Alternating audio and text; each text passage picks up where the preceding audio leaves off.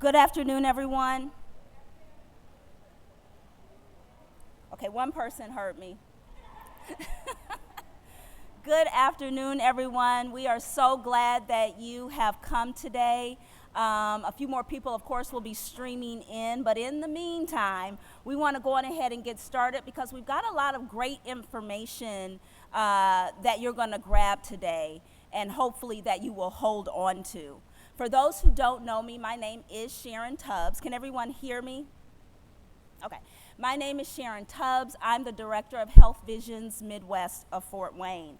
And we are sponsoring this event with United Front, a division of Fort Wayne United with the city of Fort Wayne. So we are grateful for United Front. Can we give it up for United Front? They're paying for y'all lunches today.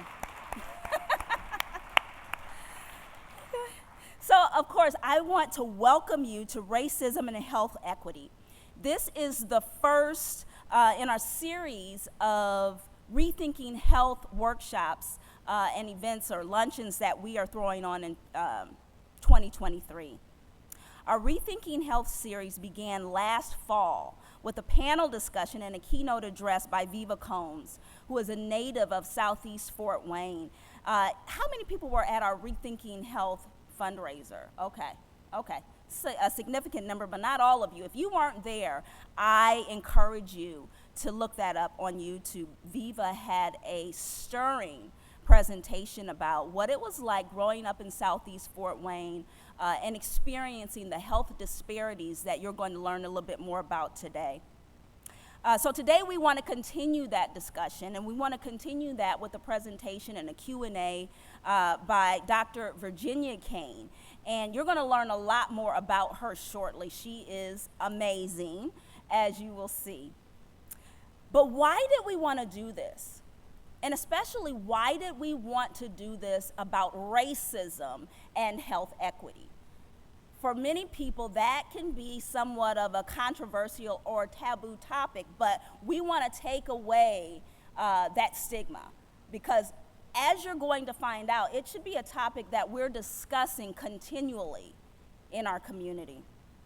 In 2020, the American Medical Association formally declared what many health professionals have known for years, that racism is a public health threat. Racism is bad for your health. The AMA, House of Delegates, adopted new policies, and one board member was quoted as saying, declaring racism as an urgent public health threat is a step in the right direction, one step in the right direction, and that this move will create pathways for truth, for healing, and for reconciliation. That's our hope. While these national declarations were taking place, closer to home, here in Indiana, right here in Allen County, we continue to see this public health threat played out firsthand. In 2020, for instance, data showed that the black maternal mortality rate was about 93% higher than the white maternal mortality ratio. That is, that black women experience twice the rate of pregnancy-related deaths as white women. Let that sink in.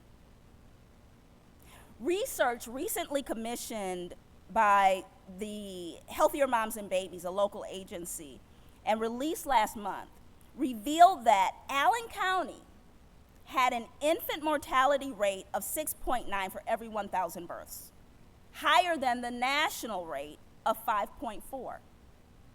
But even more alarming than that, the infant mortality rate of black women, of black children in Allen County, is 15.2%, more than double the county's average. These disparities and others like them, we believe, are the result of systemic issues that we as a community must address.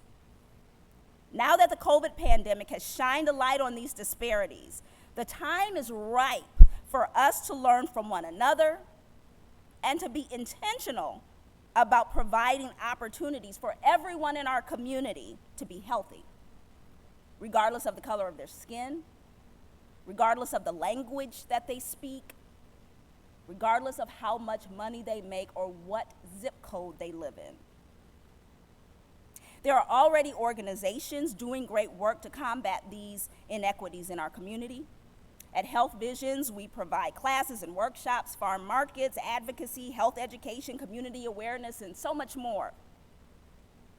United Front, as I've just talked about just a little bit, has worked with churches, employers, and nonprofits throughout the region to increase diversity, equity, and inclusion. The YWCA, here to our right, is fortifying racial justice efforts this year with an ongoing slate of special programs and conversations. Stop Suicide of Northeast Indiana. I think that's the name. Is it Northeast Indiana?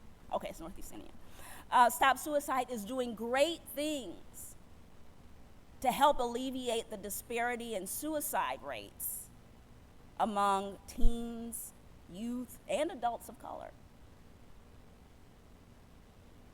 We want to acknowledge also the work that our Allen County Health Equity Coalition members, who are seated here in some of these front tables, are doing. Various nonprofits are doing great work. But as we go through this luncheon, as you sit at your tables, as you take in this information, as you eat your wraps, I want you to think of ways that you as an individual and as an organization might make a difference. How can you carve out opportunities to grow, to gain knowledge yourself? How might you become more aware and awakened to racism, this newly recognized public health threat that unfortunately has plagued our nation for hundreds of years? But in the meantime, let's eat. I want to call to the stage the Reverend Raymond C. Dix Jr. He is the pastor of Pilgrim Baptist Church and a supporter of health empowerment programs for Fort Wayne's underserved residents. Pastor? Good afternoon, everyone. And it is my duty to pray over the food that you're going to eat so you can all feel very safe. I do pray regularly. I want you to know that. Amen. So let us bow our heads now and ask the Lord's blessings on our time and our food today. God, we thank you for this day that you've created and you've made.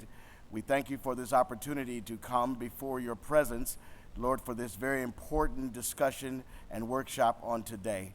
May we all be reminded, Lord, that you made us all in your image and your likeness, and that we may practice that here on earth. And Father, we pray right now that you would bless this food that we are ready to receive. Let it nourish our bodies, but not only that, let it remind us of your provision that you make for us on every day. And God, we shall be careful to give your name praise. It's in Christ's name we pray. Amen. Thank you, Pastor. All right, so one of our Health Visions team members will be releasing your tables, and obviously you can just go back there and pick up your sack lunch. On your agenda, it does tell what the sandwiches are, so you can already be thinking, what kind of sandwich do I want? I got the Thai. I haven't tasted it yet, but I'm thinking and hoping it's really good. So Peggy, go ahead.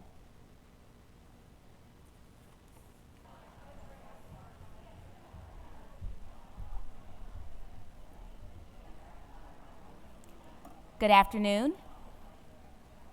Hey, y'all. I hope everybody enjoyed their lunch. I have the honor and privilege of introducing today's speaker, and so I will read her short bio, but very impressive. Dr. Virginia Caine is the Director and Chief Medical Officer of Marion County Public Health Department.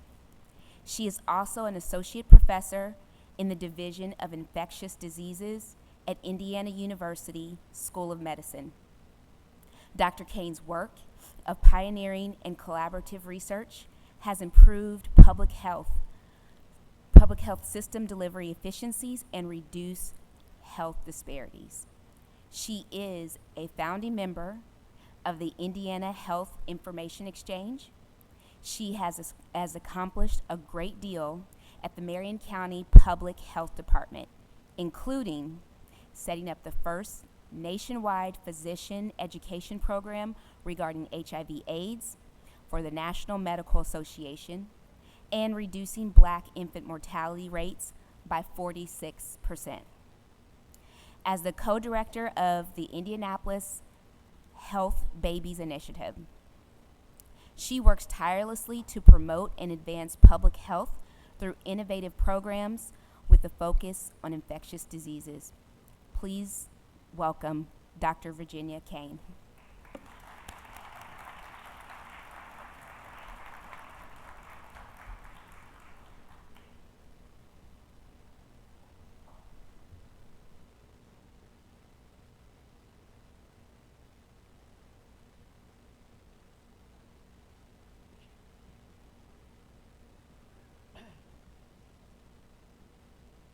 Well, I want to thank Dr. Rivera for giving me that gracious introduction and talk. It only cost me $50, so there's a discount here in Fort Wayne. But no, I'm so honored to be here, and I do want to thank Ms. Tubbs and the United Front and all the co-sponsors here for this event, because this is a critical subject, talking about racism and health disparities in our communities. And unless we really tackle this issue, it is going to be so far out of our reaches to address this.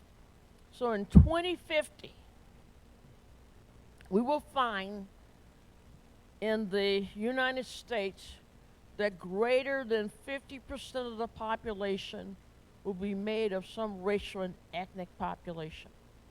2050. And it's going way much faster than we thought. But when you look at the different populations that are coming into our communities, whether it's the Burmese, which you have here in Fort Wayne, that's got 12 different dialects. 12 different dialects. So how do you communicate? What's the culture? How do you address their healthcare concerns? Or you may be from a Latino country. And do you know that the Puerto Ricans are totally different than the folks coming from Colombia? And the ones from Mexico are totally different from the Cubans. And there's slight differences in the Latino cultures related to that. And so the diversity of what we're seeing here is tremendous. And probably the thing that's maybe even more frightening, and I'll talk about this a little bit, and I'll just say this, I really thought, I'm a bug doctor, so I really thought, I was patting myself on the back, and I'm saying to myself, wow, I'm doing such a fantastic job with this COVID-19 pandemic. And then our mayor, Mayor Hotsett, and myself, we got this editorial in our major Indianapolis Star newspaper from over 25 Latino organizations saying we were doing a terrible job. And I said, whoa, you know, how's this possible? I don't understand it. My information is third grade level. You know, a lot of places it's sixth grade. In testing, we had Latinos out there testing as well as giving the vaccinations. But what we found out and what we did not realize is that Indianapolis has seen a huge influx of undocumented individuals, residents, who cannot read in their own native language. So even though I had this third grade level in Spanish, they just literally could not read. And so we're seeing a higher level from that's not just a health literacy, but literacy in general, that they can't read. So we immediately had to set up a call center with someone speaking Spanish in order to do the registrations and direct them to Latino places where they could get vaccinated. And we had to have mass vaccinations in order to really reach them. But we're going to see some challenges like we have never seen before because our climate is changing. And I'll tell you what some of those challenges are. What I thought I would do today is talk about racism and health disparities in the lenses of infant mortality. And I do want to thank, and as I discuss this, I want to look at the health equity, the inequity, how does racism make a play for this, and also what's the impact of the economic biases that we see on our marginalized populations, and what are the implications for health policy. I want to acknowledge at the beginning of my talk that a number of these slides are from Dr. Haywood Brown. Dr. Brown's an African-American physician.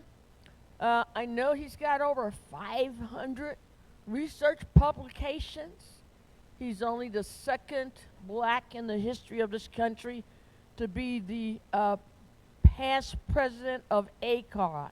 That's the American College of Obstetrics and Gynecology. And he was formerly the chair of OBGYN at Duke, where he's professor emeritus, but he's currently now a vice chair for diversity at the University of South Florida. And both Dr. Brown and I, when he was in Indianapolis working at our public health hospital, we were the co-chairs for our black infant mortality. I don't know if most of you realize that Indianapolis had carried the distinction of being #1 in the country for black infant mortality. So it's been a major challenge, #1 in the country for black infant mortality. So when we look at health equity, it's a state in which everyone has what we call a fair and just opportunity in order to obtain their health care services. Health disparities, on the other hand, are what we call preventable differences in the burden of the disease, whether it's violence or injury, to achieve optimal health, but they've been disadvantaged based on their social environment, their economic environment, or even where they may live in terms of getting access to health care. So when you look at the number of hospital systems or healthcare clinics now, hospital systems try to make the decision sometimes of trying to locate where they think their patients have money and they can get a higher reimbursement back from taking care of these clients. And so how many hospital systems do you see sometimes placing themselves in a low economic environment where they want to survive? And this is important to know because when we look at insurance, Medicare insurance are for those who are 65 and older. And we've got a great reimbursement for Medicare. But if you're on Medicaid, and this is the insurance that we primarily see with low-income patients and usually a lot of patients of color, the reimbursement is not the same. It's like apples and oranges in terms of taking care of these clients. And so if you only were a hospital and all your patients were Medicaid, you could not keep your doors open. You could not keep your doors open. Now, if they were 100% Medicare, you could, because they're given a higher reimbursement for their care. And so the differences that's related to this, but we can no longer just provide care with the traditional medical model.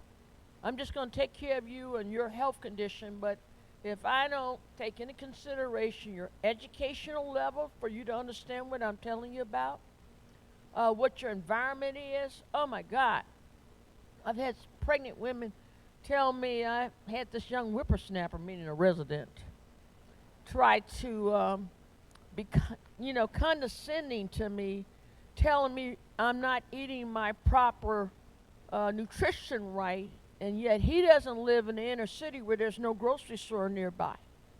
We got the food insecurity.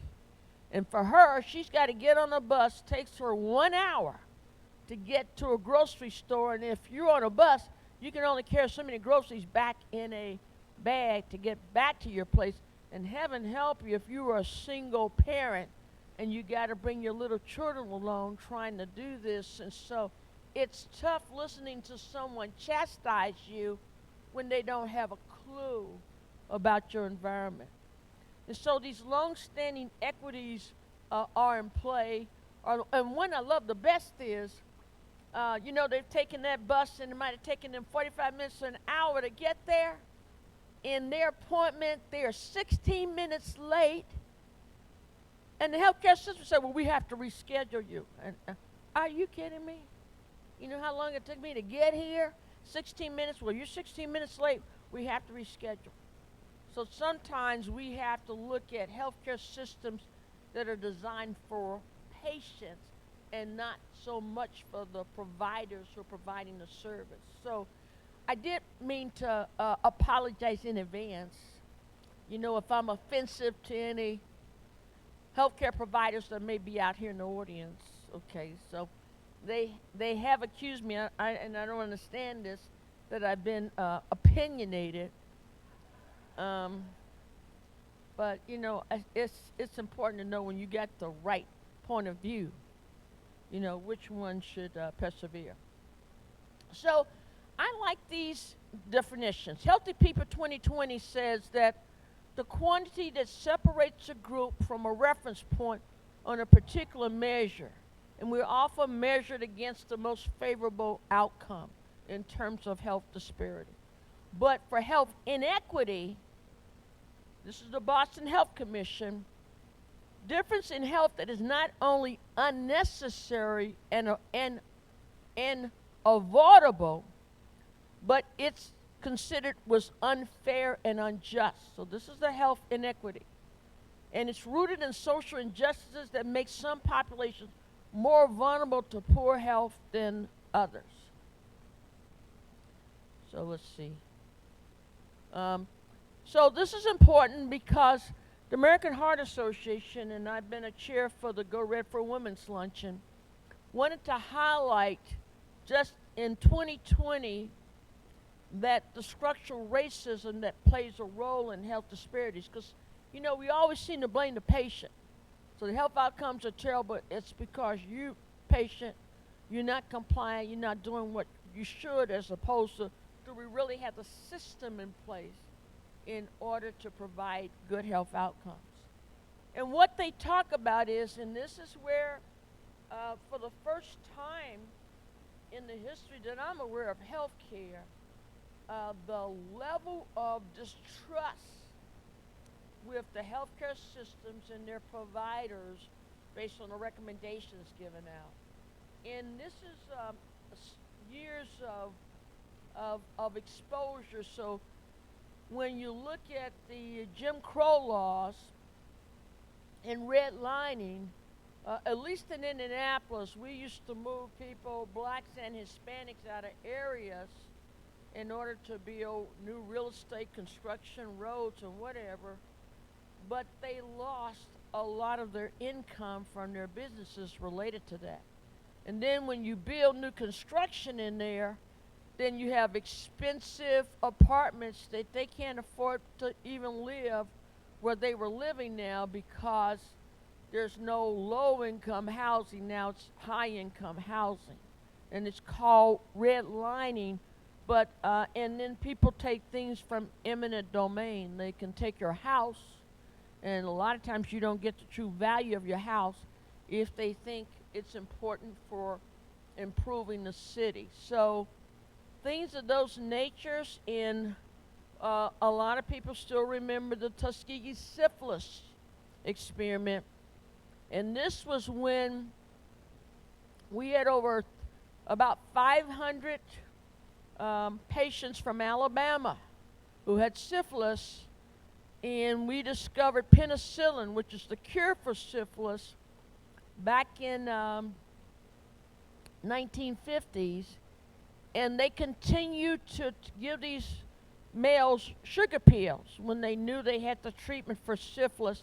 And syphilis, of course, you know, causes a brain damage. A lot of times it causes a big aneurysm of the heart, but so deadly, devastating for families is the congenital syphilis of the newborn babies, where they'll have these teeth that are sometimes look grotesque, a flattened nose as though someone broke their nose, and of course their ability neurologically to develop as a patient. And so for 20 years, until, believe it or not, I believe a medical student who was part of this project said, I can't believe they're not treating these folks. And he was the one that really highlighted this issue, but it was from the U.S.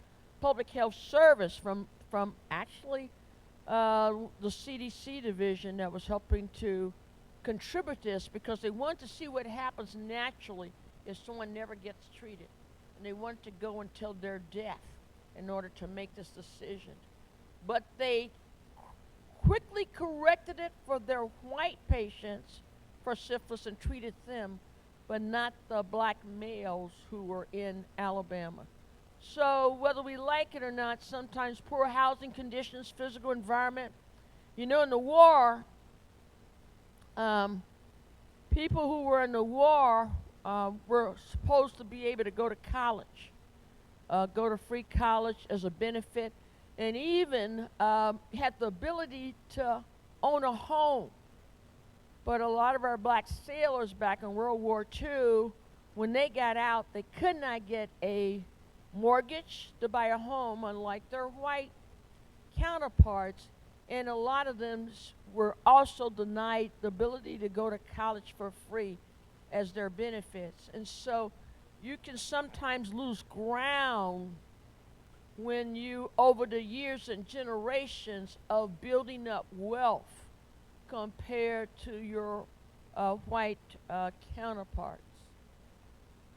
So I will go on to say that this is structural or systemic racism, institutional racism, where there's differences, and then we have sometimes the personally mediated or interpersonal racism.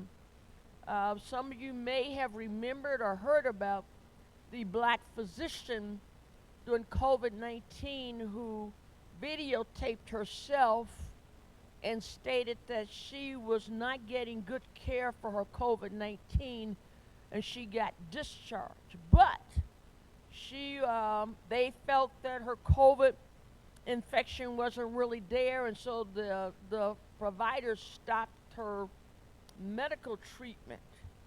And so she says, no, I'm sick and I'm having a lot of chest pain. But the nurse implied that she was pain medication seeking, as well as the provider who was taking care of her implied the same and refused to give her any pain medicine. But after a big hassle and everything, she finally, after a couple of days, got them to do a CT scan. Because sometimes you can't always pick up pneumonia on a regular chest x-ray. But the CT scan, just like a pulmonary embolus, showed that she had significant COVID-19 pneumonia and was finally put back on her medicine, and they finally gave her some pain medicine to say, oh, your pain is probably now justified. But it should have been simple, because we now have a registry on every patient in the state of Indiana. So if any physician is giving you a prescription for pain, it takes you 15 minutes to look it up, and you can see whether that person has ever been prescribed a prescription for pain medicine. And guess what? She had not been prescribed any medicine for pain in the last 10 years. So now, does that imply that she's a pain-seeking person for medications? when you could have just looked it up and quickly known that, versus you can see on her chart that she's had pain medication from this doctor, then she goes over to this hospital and gets another pain medicine from this doctor. And so, but these are these biases that we've been brought up. It's our perception that this is occurring, and we may not sometimes realize the negative impact we're having on our health care. So she got discharged, though, this doctor, and she said she didn't feel she was ready to be discharged. And unfortunately, the provider says, I don't care. I think you are stable, and you don't need any more medicine. So he discharged her. But they did have a nurse, thank the Lord, to check on her that evening. When they checked on her that evening, her blood pressure had dropped. She was in septic shock, okay? Septic shock, high fever, 104. Her blood pressure was so low, and she called the ambulance quickly to get her back, to go back to that hospital. And she says, oh no, I'm not going back to that hospital. Carry me to another hospital. So unfortunately, because of her septic shock, she was immediately put on a respirator. She really deteriorated like crazy, and unfortunately she died about 10 days later. And so the question is, if she had been remaining on the antibiotics that she should have been, had no missed days whatsoever, would she have survived compared to what happened to her? So we'll never know that per se, but it was clear that she was talked to inappropriately, and she was not believed based on her symptoms. And I'm saying to myself, now this is a doctor. Have we ever heard of something called professional courtesy? Okay? So maybe she might be at a little bit level of knowing more about these symptoms and what they mean than anybody else. But can you imagine for a person who may be low income, a different racial and ethnic group, and they know something is not right with their health care, and what can they do to fight it to try to get the care that they need? So that's the tough part that we have. So moving on, these are factors that contribute to our inequities: provided communication, their ability to be culturally sensitive and know how to interact with patients, and then whether it's the stability of housing, unemployment, poverty, makes a big difference in the outcome. Now, do you know that Indiana ranks, because I'm a health officer, I got to tell you this stuff now. Okay. Do you know we rank 48th in the country of how much funding we put in our public health infrastructure? Okay, 48th, that's 48th worst, not 48th best, okay? And we experience higher rates of preventable diseases. For our overall health, we rank 41st worst out of 50. So I guess we're grateful that there are 9 states that are worse than us, okay? So we're not there. But for the first time in the history, we saw loss of life expectancy. And we saw it primarily with the Hispanic and black persons exposed to COVID, where we had 2.5 times the loss compared to our white counterparts. And this just highlights, this is a map of Marion County, sorry, but in the middle of that map, you will see this is where our low-income inner-city folks live, and so their years of expectancy is way lower than if you're up there in that high green area where they live longer from an economic standpoint. And it's the same, the life expectancy, the gaps widen. If you go up there, 84, I don't know if people, have you heard of Carmel, Indiana? Well, you know that's one of the richest counties in the country. I'm not talking about just the state. In the country, okay. And I think it's even in the top 5 counties in the country are the richest. And So wow, they're living up to 84 years of age compared in the inner city at 71. It's almost like a 13, 14 life expectancy difference. And so we're seeing increases in these life expectancies. And you can see the wealthiest country, they live to 85, but in the United States, they live to 78. But if you're black, your life expectancy is even much lower by 3 to 5 years. So, would you believe that what you think medical care, how important it is to health outcome? It only contributes to 10% medical care. So the vast majority is in these healthy behaviors, 50%, and then your environment where you live at 20%, and I'm sorry, you can't disown your genetics, 20%.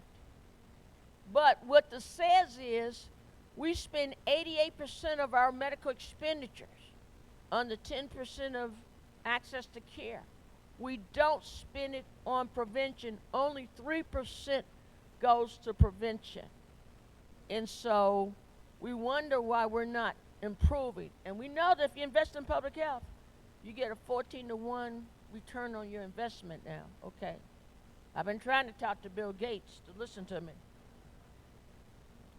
But we saw 25 years we added to our lives because of a public health intervention. Anyone know which intervention up there gave us 25 years, added 25 years to our life since the last century? Immunizations. Oh, shoot, you've been reading my slides. Okay. So immunizations has been huge. But these are the challenges. We get rising deaths from drugs, alcohol, suicide. Our adult and child overweight is occurring, and we have persistently high rates of adult tobacco use.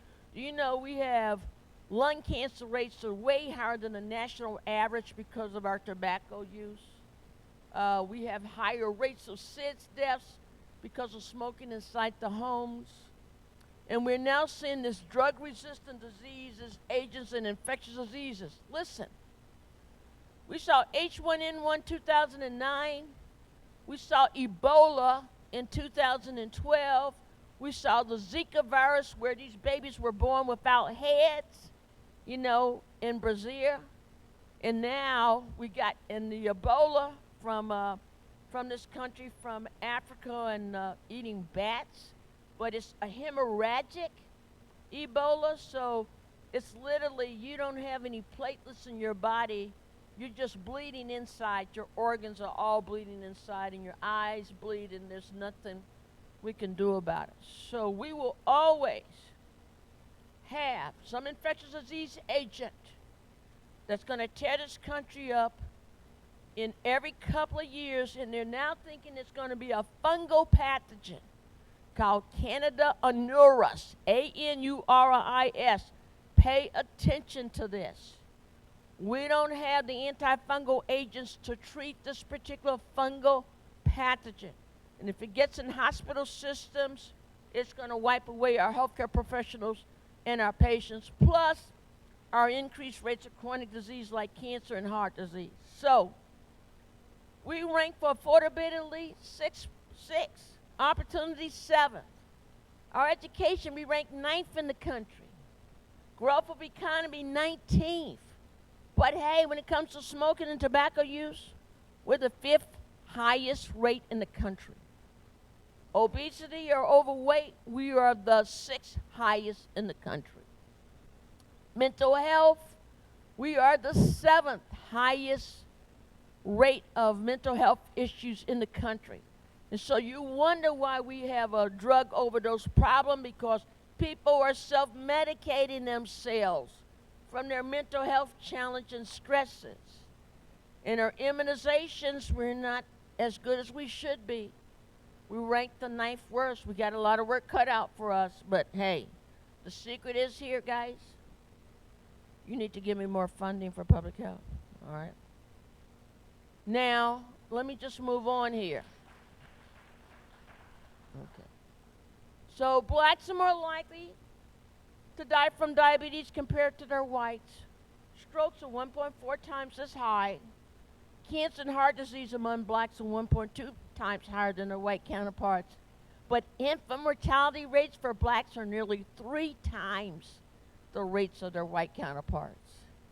And it is so important, these social determinants, living and working conditions. So we may be employed, but if you're not making the living wage, that means you can't afford to put food on your table, pay your utilities, have transportation. What did I say? You can be employed, but we have not changed minimum wage since 25, 30 years. So we need to have our clients make the living wage, not the minimum wage. Let's see. So, causes of our death is we got to do better with the education, social support, poverty, and income inequity. And just so you know, in the state of Indiana, 30% of blacks met the poverty guidelines. 30% of all blacks in the state of Indiana. Hispanics are not that far behind at 26% met the poverty guidelines in the state of Indiana. Then our next group was the Native American Indian at 20%, and our Asian population, like our Burmese, at 20%. But the poverty rate for our white residents is a low 11.5%. We have to address this economic disparity. Now, just if you want to know what you guys are dying from in Fort Wayne, I thought I'd bring this slide to you. So, believe it or not, heart disease is the #1 cause of what's killing you. Cancer is second. Chronic lower respiratory diseases, that could mean pneumonia, but it could also mean chronic lung conditions like COPD. Also, accidents is #4, and Alzheimer's disease is #5. And that's the total of what Fort Wayne folks are dying from. But if you were a black male, heart disease is still #1, cancer is #2, but homicides is the 3rd leading cause of death for black males in Fort Wayne, okay? Accidents, unintentional, is the 4th leading cause for black males, and then strokes being #5. And so you really have to look at, based on the type of race you are, what your specific causes of life is. You guys have been losing years. It's higher if you're black in terms of loss of life. In Allen County, you're in the mid-range in terms of how healthy you are. I will give you credit for that. But you've had poor mental health days, and you've had low birth weights that are higher. And let me just say this, 20% of your folks in Marion County smoke. 20%. If you were like in Chicago, it's down to like 11%. I don't know how can them Chicago folks do it and we can't seem to get it done. Our obesity rate is at nearly 40% here in Fort Wayne. Physical inactivity is 29%. Excessive drinking, 18%, but you have a lot of alcohol-impaired driving deaths at 35%, okay? And your sexually transmitted infections are very, very high. Fortunately for you, they're not as high as Marion County. So we top you at over 1,000 cases of gonorrhea, chlamydia, and we're just getting over a syphilis outbreak. So infant mortality, that death within the first 365 days of life, this highlights in Indiana, that top line up there is the black infant mortality rate. And it is nearly twice, definitely, the rate of their white counterparts at 5, even 2.5 times the rate.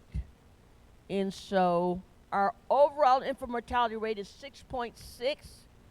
We should be at 6.0, but when you look at the black infant mortality rate, it's 13.2. And so a lot of work cut out for us, and you can see the difference with the Hispanic mother and the black mother and the white mother. And part of the problem is black females are getting in late for their prenatal care. They don't make it in the first trimester. Only 60-some% make it in the first trimester. That means nearly 40% are not making it there. And you know, you just can't start those vitamins and have that baby healthy at the end of your pregnancy. It's got to be there at the beginning of the pregnancy so that baby benefits from those vitamins. And it makes a difference. But yet, the Latinos are not that far behind, but their outcomes are better. Why is that? They have a 90% breastfeeding rate. 90%. They beat the white mothers doing breastfeeding. And when you're bringing those maternal antibodies from the mother to the baby, you are having good outcomes. Black women only breastfeed at about 68%. So we don't make 70% for breastfeeding. So I will say that our maternal mortality is related to complications from our mothers. You know Serena Williams, I'm a big tennis star, and she complained that she was having short of breath, and their resident came and checked her out, and he says, no, Miss Williams, you're doing fine, no problem. She says, no, I'm not doing fine, I'm short of breath. And after a lot of insistence, he finally got a chest x-ray on her, and he said, see, I told you so. You are fine, no problem. There's nothing going on seriously with you. Your chest x-ray is normal. Soon as he left the room, she got on the phone to her manager and says, hey, get me out of this hospital. I'm not going to die here. Because she was smart enough and sophisticated enough to know that you can't diagnose a pulmonary blood clot with a normal chest x-ray. And he assumed she was dumb and would listen to what she said. So by the time she was packed and ready to go, the CEO of the hospital had heard about it, sent the chairman of the OBGYN department to her to try to convince her not to leave. They got that CT scan, and of course she had a blood clot, pulmonary embolus, that she could have died that night if she was not started on treatment, because they didn't pay attention to her when she says, I know when I'm short of breath, and I know when something is wrong. So, Allen County, the black infant mortality rate is 15.2. Marion, we're 12.0. So we had some work to do in Allen County. The Hispanic rate is 8.9. Marion, we're 6.1. So I will just put the slide is the 10 highest infant mortality rates, the zip codes. Fort Wayne has one of those 10 zip codes. Marion County, we have about 5. Lake County has 3. But zip code 46806, you have a high infant mortality rate of 10.8, and it should be no more than 6. So when it comes to trust, the lowest line there for blacks, they don't believe in getting vaccinated because they're afraid that you're trying to inject them with something that is going to kill them, and so it didn't happen. But that top line is the, you can see the highest was the Asian population who agreed to be vaccinated. But we know when you're not vaccinated, hospitalization rates were 2 times what their white counterparts were. Death rates were 2 times. And we see it, whether it's the flu, poor access to health and distrust in physicians and the government. Colon cancer incidence is higher in blacks. because we don't get in early for diagnosis.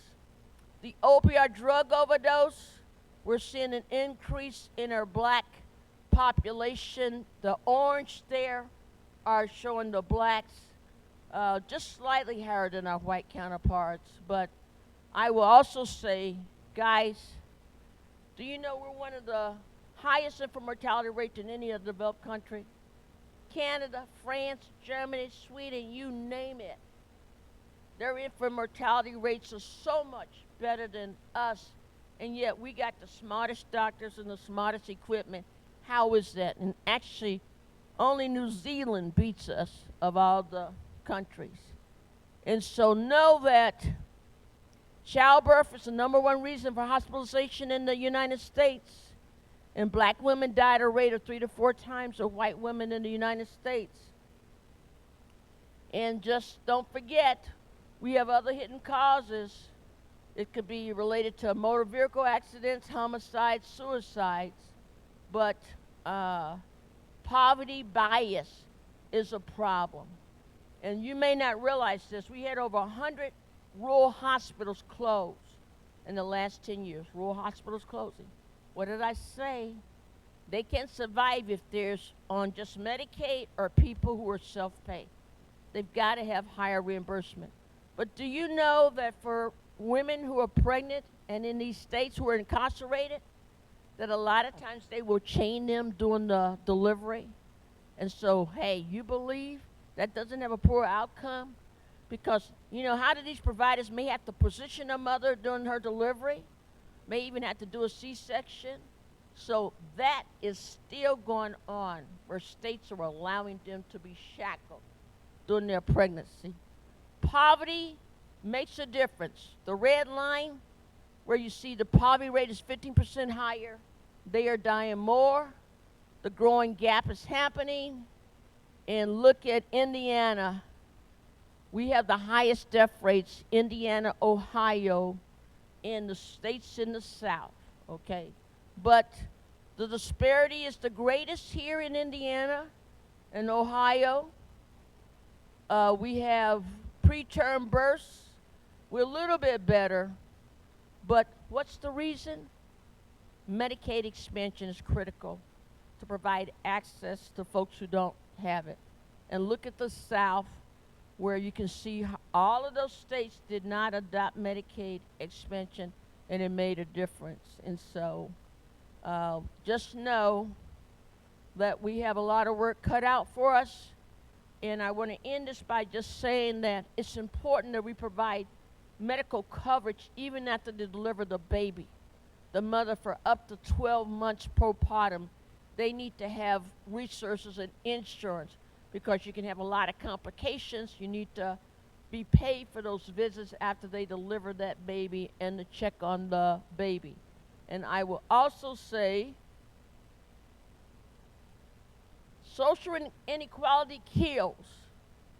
Poverty and discrimination, inadequate medical care, all can act as powerful social determinants who makes a decision about who lives and who dies, and at what age and at what degree of suffering.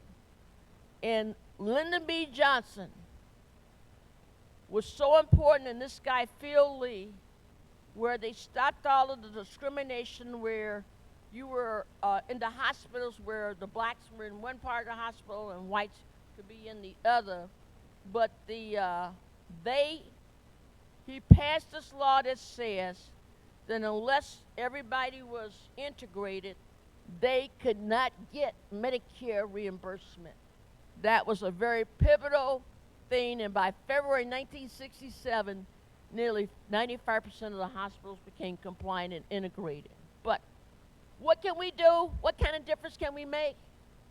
Do you know that if your child can read up to the age 3 is a determining factor? They're learning, their cognitive brain is making a difference. This is your best time to make a difference in anybody's life.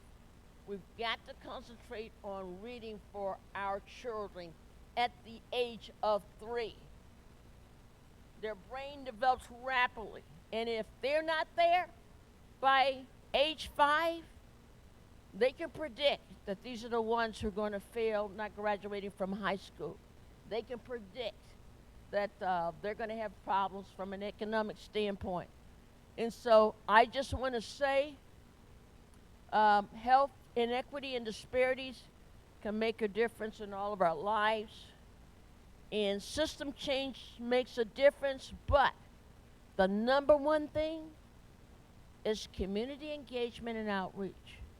And it only takes, believe it or not, just one person in this room can make an incredible difference if you choose.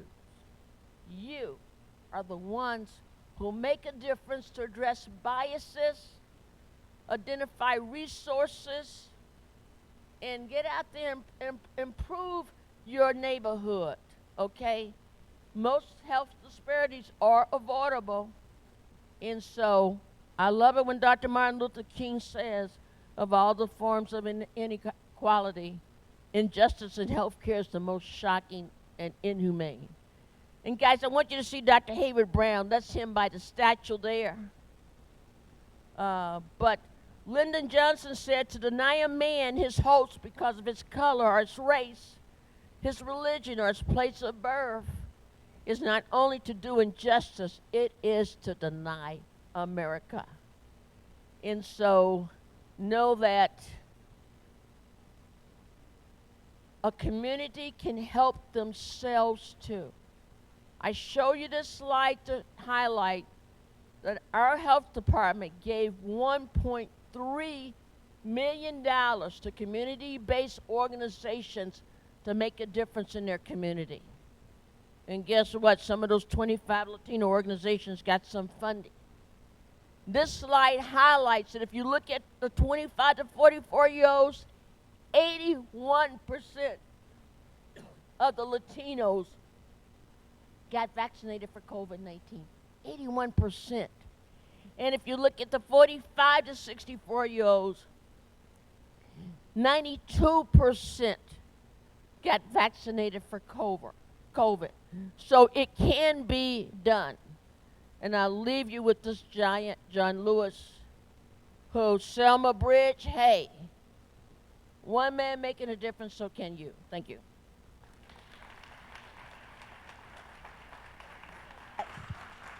Thank you so much, Dr. Caine.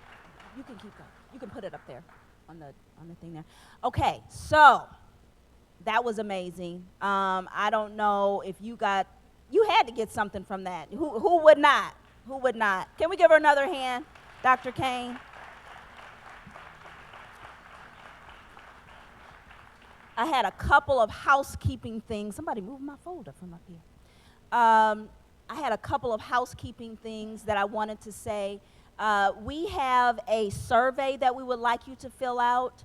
So I want y'all to start filling out your survey. There's a QR code on on the agendas on the table. You can fill that out electronically. Also, if you don't do QR codes like me, then we have some paper copies. So raise your hand, and we will start handing out the paper copies of that survey. So I want you to get going with that. In the meantime, you also have index cards on your table, and Dr. Caine can take a couple of questions if you have some questions for her. So I want you to start filling out the index cards, and our team, members of our team, you see Lupita and Peggy and Felicia walking around, they will take your index cards. You can leave your survey. If you have a printed survey, you can leave that on the table. And also, please, if you can, take it by the QR code if you can do that as well. Anything else? Oh, we got some questions going in right now. All right. Dr. Caine. Oh, may we have a copy of your slides? She just... That was a lot of information. Okay, so she can send that to me, and I can distribute the slides to those who are on our listserv. If you're not part of the Allen County Health Equity Coalition, then and you want to know more about that, we have some packets at our table. If you're not on our listserv, then you can sign up at our Health Visions Midwest table. Do we have some more questions for Dr. Caine?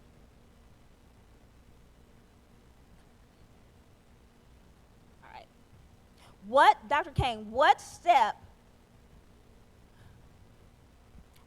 were taken to reduce infant mortality in Marion County? The first thing that we did was we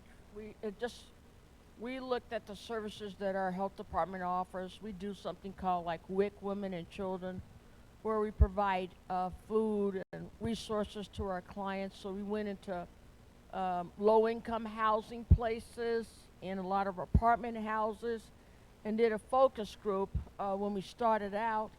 And wow, they said our hours were terrible. They were designed for our staff, but not for them, meaning we had no evening hours. And then we shut off our hours at 5 o'clock on Friday at noon, when basically a lot of them may get their checks Friday morning, and so they want to be able to come by in the afternoon and get their resources. And so and then a lot of the materials that we were providing, they looked terrible, looked like we done Xeroxed the copies over and over and over and over. So that, man, they were just telling it. And I was just so embarrassed. I didn't know what to say. So, we have to start looking within our own shop instead of always pointing out what the problem is with them. And we had to correct it. So we had to change our hours. And when I tell you, I had a bitter fight about that. That person, when I said the hours are going to change, we're going to have at least one evening clinic, and we're going to stay open all Fridays. You can't go home early or take vacation or whatever.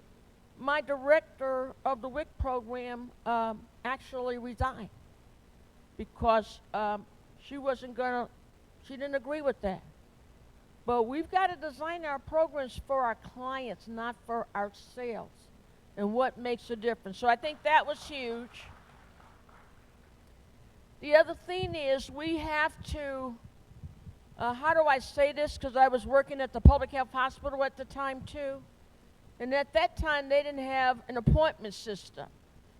Just first serve, first come, and so people there. And you got 25 people, you're just tired looking at all those women in there and wondering, when finally will they get to me? So we say, this is ridiculous. We can have an appointment system. And so we start setting up same-day appointments. So instead of, hey, I might not remember 30 days from now that I have an appointment, but if I wanted to have a same-day appointment, I could have a same-day appointment. So we start doing same-day appointments. That made a heck of a difference, but you have to have community outreach. You have to have community health workers, and you have to be able to go into people's homes and provide resources to you. And the number one thing we did, was we have a babe store program. We got all the hospitals to agree, all the family practitioners, American Academy of Family Practice, all the OBGYN folks to agree that we would give coupons out for every time a mother made a visit, got a child immunized. If you brought the father to the visit, you got double the coupons. And we were giving away new baby cribs costing $100, new car seats, diapers galore, clothing items that were new. You could come in. So we set up these babe stores at each of the hospital systems. The hospital just had to provide the space and the person. And we spent about $600,000 to $700,000 a year paying for the inventory for these folks to get it. And let me tell you now, Target messed us up one year, Christmas. They didn't deliver. And when I tell you we were getting police threats, because they earned their stuff. This was Christmas. We don't want to hear no crap that the trucks didn't deliver. You better get that crib to my place. And we had to have police protection for our person. But, taking how to parent. If you took a class like that, you got all of these coupons, and it's been very, very successful. I would have to say that's probably one of the most important things we've done. Okay, Dr. Caine, the questions have flowed in. So I'm not sure we're going to get to all of these because we only have about 5 more minutes. But I do want to get a chance to go through some of them. And I want to recognize our Allen County Health Commissioner, Dr. Thomas Gutwein, is over here. Yes, let's give a hand for Dr. Gutwein. Just started in less than a year into the field, into the position here. Condolences to you, sir. And they are really doing some outreach with local organizations and wanting to collaborate. Well, he has a, I hate to admit this, you have a phenomenal administrator, Mindy Walden. She has just done a humongous leadership among all of our local health departments, leading the charge. So you guys are very fortunate to have a fantastic public health department in your community. Thank you so much for the work you do. Yes, thank you. Okay, all right, let's see if we can get some of these. Is there a connection, briefly, between housing and health? Yes, it's huge. So, you know, if you're worried about whether somebody's going to evict you, you know, you're not going to be concerned about that medical visit. You're going to be concerned about, do I have a shelter over my head? Don't let it get cold or it's snowing and whatever. And our homeless rate really increased because a lot of the folks in the hospitality, and they got evicted. So housing is critical, I think, in order to have stability for folks in terms of health care. Awesome, stability. Can you briefly comment on HIV/AIDS in the Black community? So we have the opportunity to eradicate, get rid of HIV/AIDS. We have that ability. We've got a remarkable new medication now. You can take it orally, 1 tablet a day, and it prevents your risk of acquiring HIV infection by 99%. Or you can get it by injectable. If you don't like pills, you can't swallow 1 pill a day. You can get an injection every 2 months, and it will prevent you from getting HIV by 99%. And we are currently doing a clinical trial in my health department where you can take 1 injection twice a year, every 6 months, so that it will prevent you from getting an HIV infection. So we just got to do the education, but 40,000 new cases, still predominantly in the Black MSM, males having sex with other males. But our Black females is the second group that we have to worry about from heterosexual contact who are HIV infected, and then the Latino females and males after that. Okay. How well do medical professionals that you encounter or work with understand the difference between general racism and anti-Blackness? So what I will tell you is I have some tremendous colleagues. I love working at IU. We are work in progress. And I think that a lot of people, they don't intentionally want to, they don't want to intentionally want to hurt anyone. And they really think that they're doing a good job. It's just because they've not ever had the right dialogue and someone to be honest with them about how they feel. They've never had to address it, and they don't address it. And so Black health does matter. It makes a difference. I fell down a flight of stairs. Don't have a kitten now, okay? I'm just telling you. I herniated my L3, L4, L5 on my spine. I tore my right rotator cuff. I tore my left rotator cuff. And I tore my right medial and lateral meniscus of my knee. All of this happened about 3 years ago. And so I was in the ER, and they started me with something called Tramadol, the beginning dose of Tramadol. And that's the way I guess you do it in the emergency room. But I got home, I couldn't move. If I didn't move, I was fine. But the minute I moved, I was having intense pain. So I called the nurse to say, hey, I need to see the doctor because I'm in intense pain. And the nurse began to tell me, well, you know, the doctor's probably not going to be able to increase your pain medicine. And I'm saying to myself, how do you know? You haven't talked to him. Please talk to him. Now, I didn't tell her I was a doctor. I like to see how people treat me if they don't know that I'm a doctor, okay? And so when he saw those films, he says, oh, my God, you're just on the beginning dose. No wonder your pain's not being controlled. But it was the automatic assumption I'm a physician, but I'm having a nurse chastise me that I was pain sick. And my last pain pill I took was for a root canal, which was about 15 years ago. Okay, and I couldn't even take that because I was nauseated to the codeine. So, but it's a problem that we have, and we have to have that dialogue for them to understand how they're talking to other people. Okay. I just want to say before I ask this last question, we're going to end on this last question. But I want to say before that, our second workshop in this series is June 28th. That's going to be Zachary Benedict, and he's going to talk about how development impacts health equity. That's something that you don't even think about, but you want to be here for that. If you are not on our listserv, you did not get the email, then I entreat you to go to our table and sign up so that you can make sure that you will be the next time. And of course, before you leave, get some more information from the YWCA and Stop Suicide of Northeast Indiana. The last question, we're going to end on this, and I think hopefully you can give us some direction, but it's kind of a toughie. What is the number one thing that we can do to mitigate health disparities for people of color?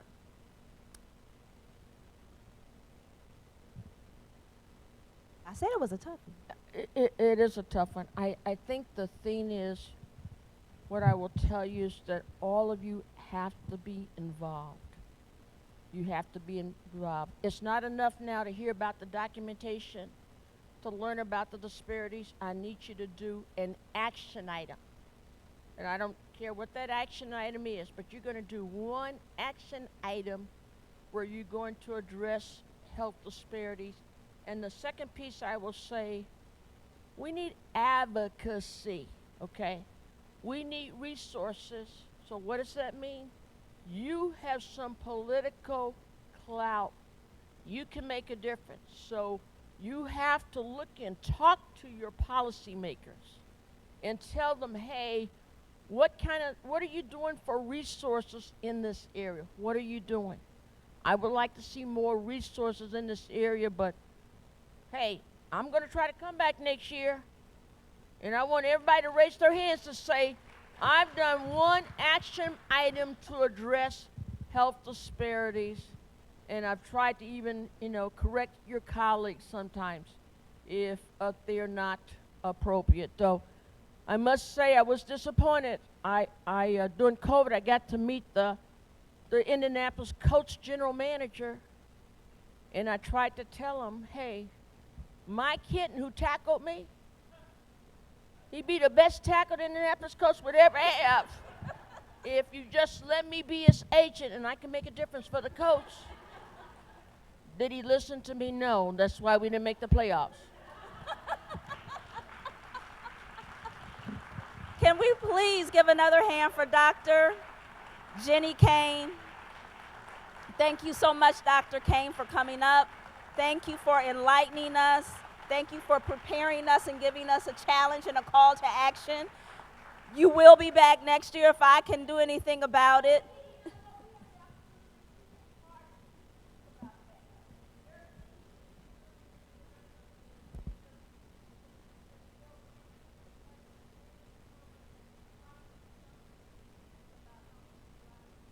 Yes, most definitely, and we definitely want to do that. Thanks again to everyone, all of our Allen County Health Equity Coalition partners who came. Thanks again for Stop Suicide of Northeast Indiana and the information, and YWCA and everyone, and United Front, and Fort Wayne United and United Front for hosting. We so appreciate you, and you are dismissed.